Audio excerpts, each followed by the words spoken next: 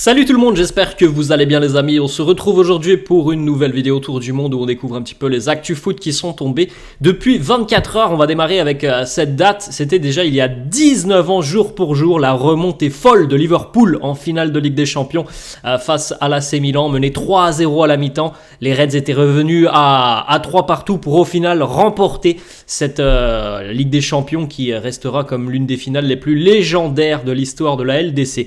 Jour de finale aujourd'hui en France aussi, dernier match du calendrier français, mis à part évidemment le barrage entre Saint-Etienne et Metz. Aujourd'hui, finale de Coupe de France entre le Paris Saint-Germain et l'Olympique Lyonnais. Pour rappel les amis, cette finale ne se joue pas au Stade de France, mais à Pierre-Mauroy du côté de Lille. On va aller maintenant du côté du Real Madrid où Rosselló serait sur le point de prolonger son contrat avec les Merengues pour une saison supplémentaire. On rappelle qu'il a performé tout au long de la saison, qu'il a marqué même les 2 buts décisifs face au Bayern en demi-finale dans les derniers instants. Il a fait une très très belle saison, Rosselló.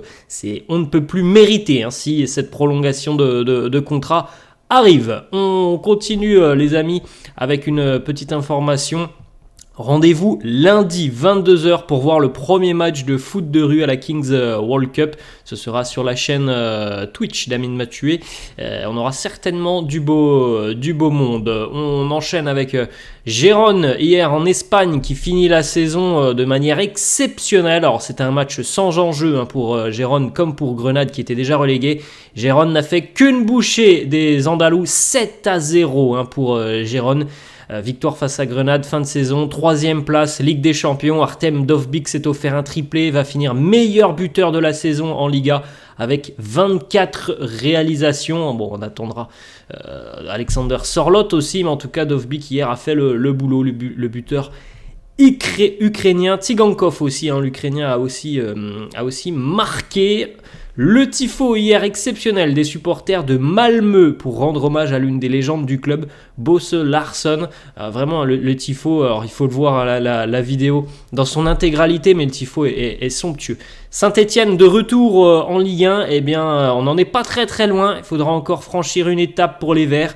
Ça sera celle du FC Metz en barrage. Saint-Etienne s'est imposé hier 2-0 à Geoffroy Guichard face à Rodez dans un match maîtrisé par les Stéphanois qui ont eu pléthore d'occasions tout au long de la rencontre. À la mi-temps, 0-0, franchement, c'était plutôt un très mauvais résultat pour la SSE parce qu'ils ont vraiment dominé les débats tout au long de la rencontre, les Verts. Beaucoup d'occasions. Et puis, au final, ils ont ouvert le score en seconde mi-temps grâce à Erwin Cardona à peu près à l'heure de jeu. Et puis, ils vont doubler la mise dans le temps additionnel. Donc, barrage, match aller-retour, Metz-Saint-Etienne. Vitinha, buteur en Serie A avec le Genoa hier face à Bologne.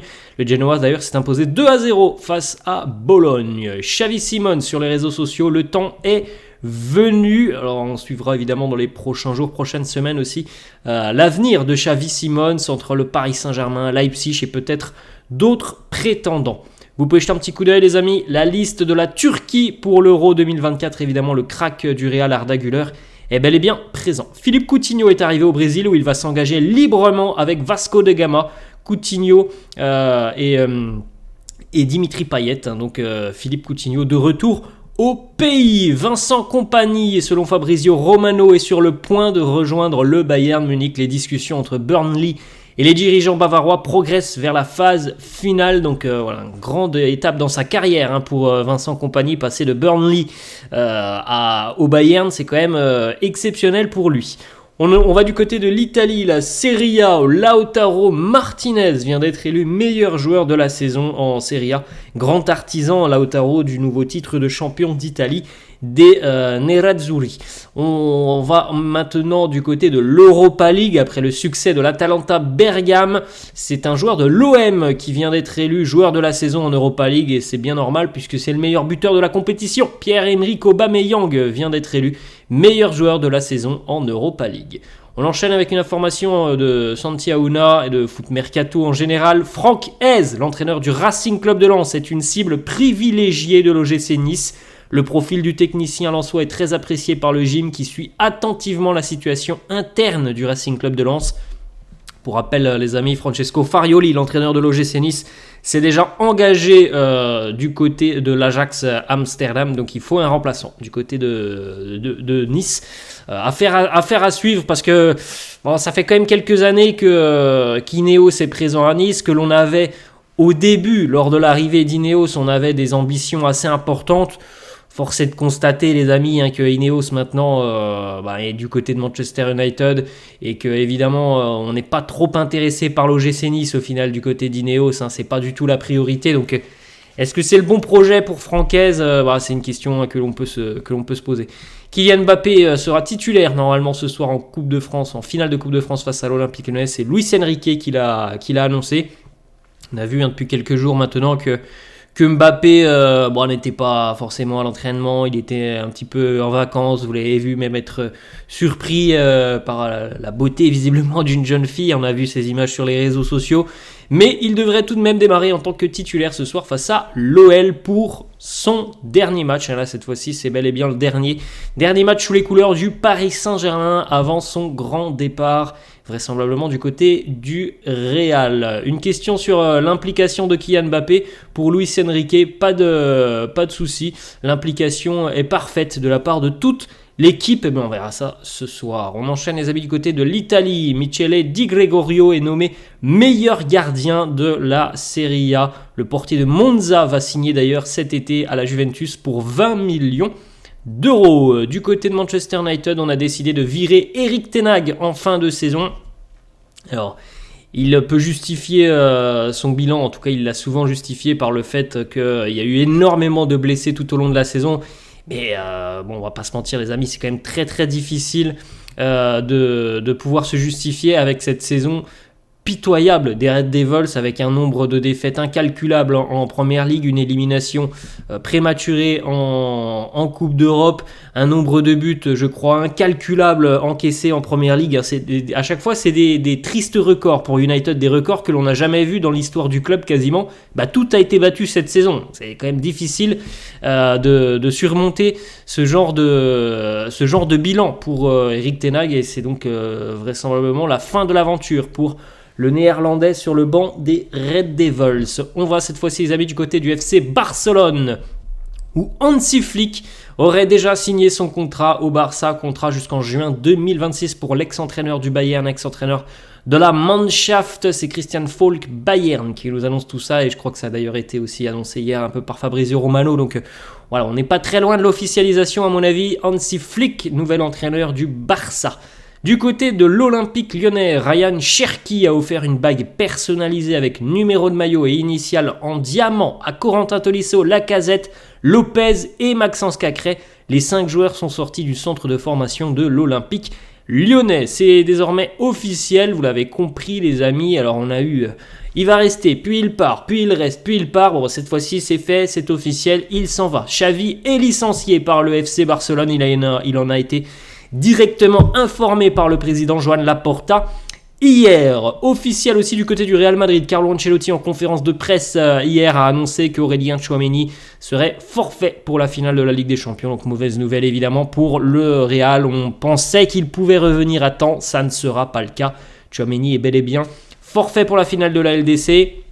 Alors on verra s'il sera revenu à temps pour les débuts de l'équipe de France lors de l'Euro, mais en tout cas, il n'y aura pas de finale la semaine prochaine pour Tchouaméni. Mohamed Salah qui est passé chauve. Voilà, petite coupe tout simplement pour le buteur égyptien. On enchaîne les amis avec un nouveau type de carton qui devrait faire son apparition durant la Copa América cet été.